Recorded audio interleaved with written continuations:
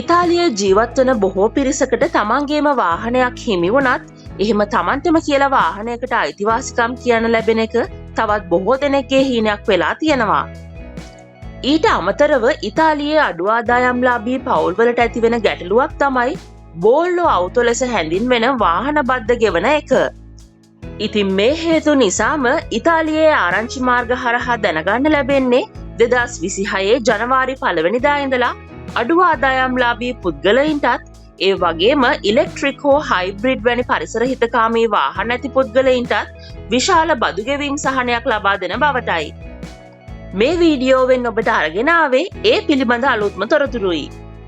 ඉතින් මේ නාලිකාවෙන් ඔබට ඉතාලියේ වැදගත් තොරතුරු ලැබෙනවා කියලා හිතනවා නම් නාලිකාව සබ්ස්ක්‍රයිබ් කරලා තියාගන්නත් මතක් කරනවා.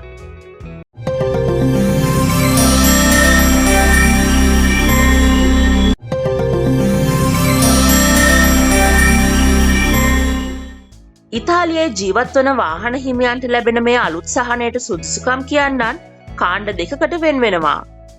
පළමුවන කාණ්ඩය තමයි අඩු ආදායම්ලාභී පුද්ගලයින්. දෙවන කාණ්ඩය තමයි හයිබ්‍රිඩ් හෝ ඉලෙක්ට්‍රික් වර්ගයේ වාහන හිමි පුද්ගලයින්. පළමුවෙන්ම අඩු ආදායම්ලාභී පුද්ගලයින්ට ලැබෙන වාසිය ගැන පැහැදිලි කරනවා නම් තම වාර්ෂික පුද්ගලික ආදායම යුරෝ 8,000ට වඩා අඩු පුද්ගලයින්ට 2026 ජනවාරි මාසයේ ඉඳලා බෝල්ලෝ අවුතෝ නැත්නම් වාහන බද්ද සම්පූර්ණයෙන්ම ඉවත් කර ගැනීමේ හැකියාව ලැබෙනවා. මේ සහනය ලැබෙන්නේ අයදුම් කිරීමෙන් පමණක් වන නිසා දිකියරත්සියොන දෙයි රෙද්දිති හෝ චෙර්ටිෆිකත්සියොනේ ඌනිකා කියන වාර්තා උපයෝගී කරගෙන ඔබේ පහුගිය වසරේ ආදායම් ඉදිරිපත් කිරීම අනිවාර්ය වෙනවා. දැනට ලැබී ඇති තොරතුරු අනුව මේ සහනය ලබා ගැනීම සඳහා ඉසේ එක හෝ ඔබේ පවුලේ මුළු ආදායම වැදගත් වෙන්නේ නැති අතර වැදගත් වන එකම සාධකය වන්නේ ඔබේ පෞද්ගලික වාර්ෂික ආදායම යුරෝ 8,000කට වඩා අඩුවීම විතරයි. දැන් අපි බලමු දෙවන කාණ්ඩය වන හයිබ්‍රිඩ් හෝ ඉලෙක්ට්‍රික් වාහන හිමියන්ට මේ වාසිය ලැබෙන ආකාරය ගැන. මීට පෙරත් ඉතාලියේ බොහෝ පළාත්වලින් මේ පරිසර හිතකාමී වාහන පාවිච්චිය වැඩි කරවීමට විවිධ ක්‍රමවලින් වාහන බදු ඉවත් කිරීමේ සහනය ලබා දුන්නා. නමුත් මේ අලුත් නීතියෙන් කියවෙන විදිහට 2022 අවුරුද්දෙන් පසු ලියාපදිංචි කළ හයිබ්‍රිඩ් හෝ ඉලෙක්ට්‍රික් වාහන හිමි පුද්ගලයින්ට හැකියාව ලැබෙනවා එක දිගටම අවුරුදු 5ක් යනතුරු වාහන බදු නොගෙවීමේ සහනය නැත්නම් එසෙන්සියෝනේ බෝල්ලෝ අවුතෝ ලබා ගන්න.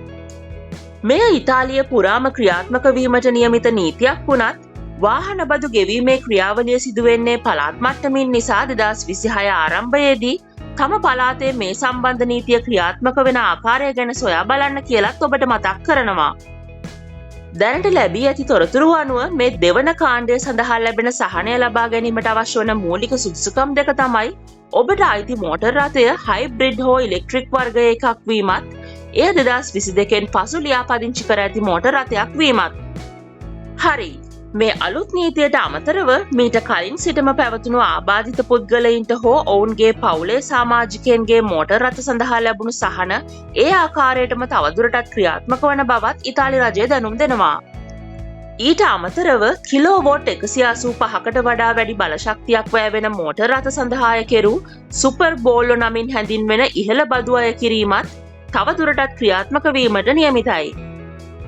ඉතින් ඉදිරියේදී මේ බෝල්ලෝ අවුතෝ සම්බන්ධව ක්‍රියාත්මක වීමට නියමිත නීතිවල වෙනස්වීම් සිදුවිය හැකි අතර ඒ ගැන වැඩි විස්තර ඉතාලි භාෂාවෙන්ම අන්තර්ජාලය හරහා ලබා ගැනීමට එසෙන්සියෝනේ බෝල්ලෝ අවුතෝ දුවමීලා වෙන්තිසෙයි නමින් සඳහන් කර සොයා බලන්න පුළුවන්.